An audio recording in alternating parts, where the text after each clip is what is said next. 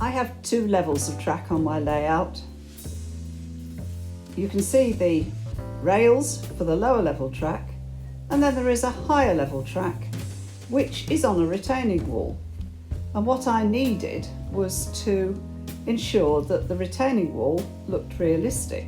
Bearing in mind this is a narrow gauge. Hello, I'm Carol Flavin. I'm working on the Harland Light Railway, which is my narrow gauge OO9 layout. Currently, there's all sorts of things under construction and on the way. Fortunately, I have got track laid and trains that are running.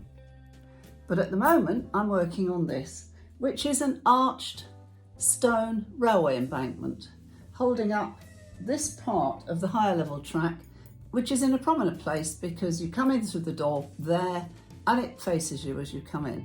So I thought what I'd do is show you how I've made it. I hope you enjoy it. I hope you find it useful and informative. I don't have a 3D printer and I have no intention of learning how to use one, but I do like texture on my layout, and I wanted walls that look realistic, and these are plaster cast walls that I bought from eBay. The track rises up slightly up towards the left and the arches weren't quite tall enough, so I made some walls to go on top of them.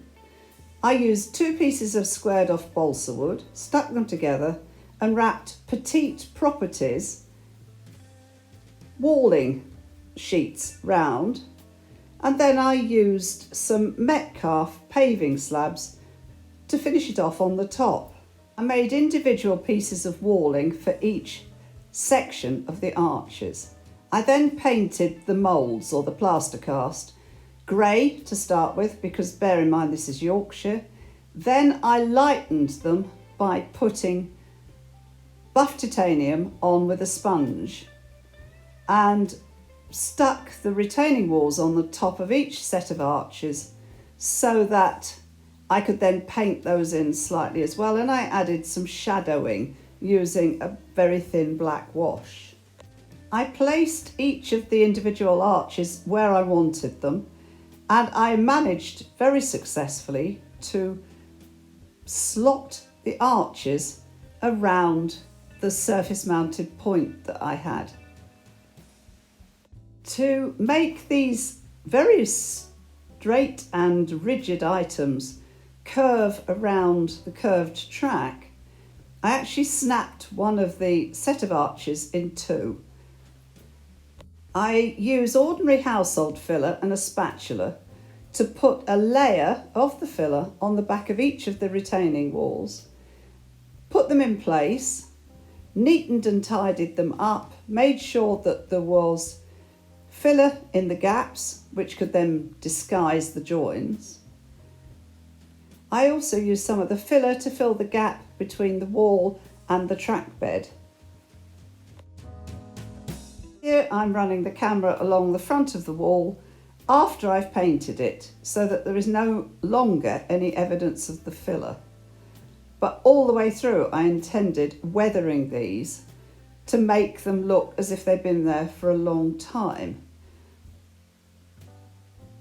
So this is a longer shot of them weathered. I'm sitting next to my layout, the Harland Light Railway at the moment.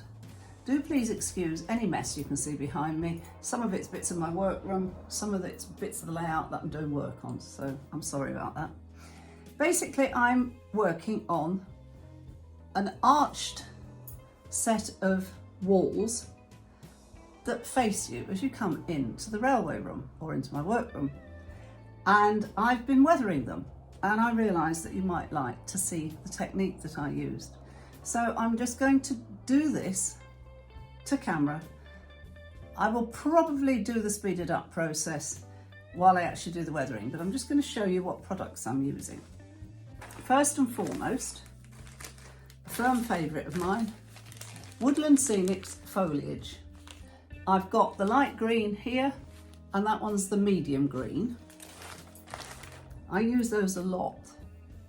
I've also got very little left of this, which you probably can't even see. It's Jarvis's Spring Climbing Weeds.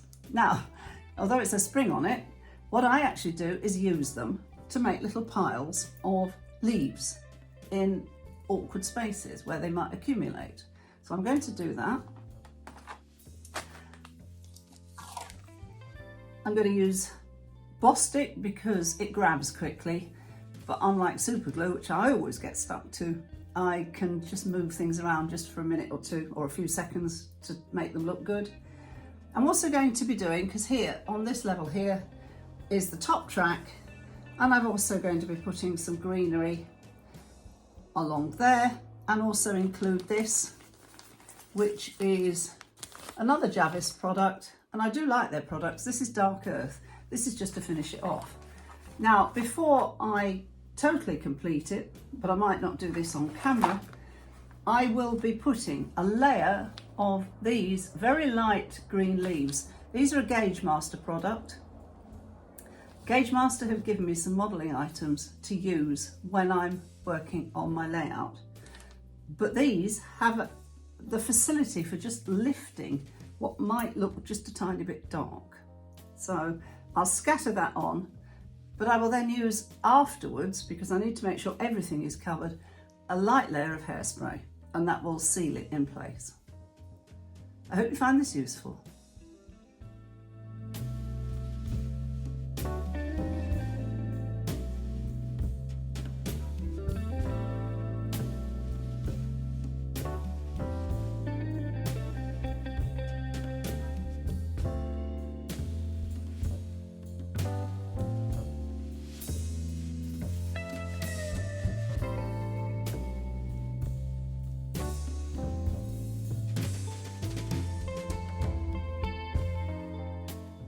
So this is the area with the arched retaining wall.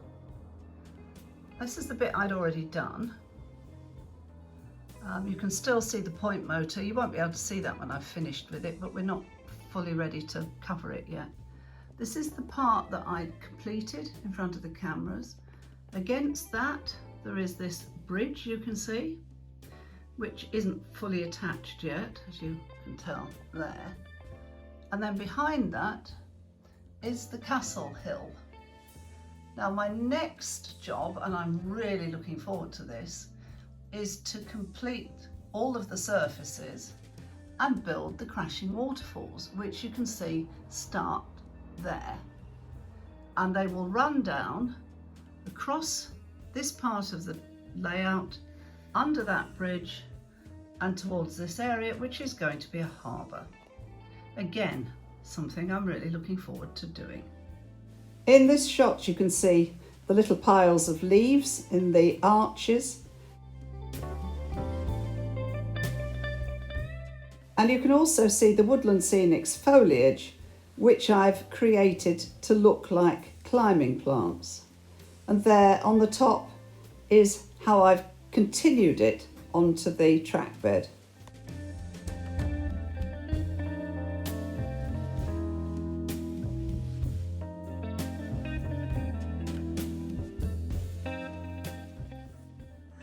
I hope you found this video useful, informative, interesting, giving you some ideas that you could use yourself.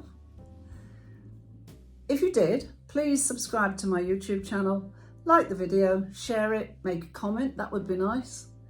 At least that way I know that you're interested in the videos, and that way I will make you some more, which I hope you will find useful. Lots more coming over the next few weeks. Anyway, hope to speak to you again soon. Bye-bye.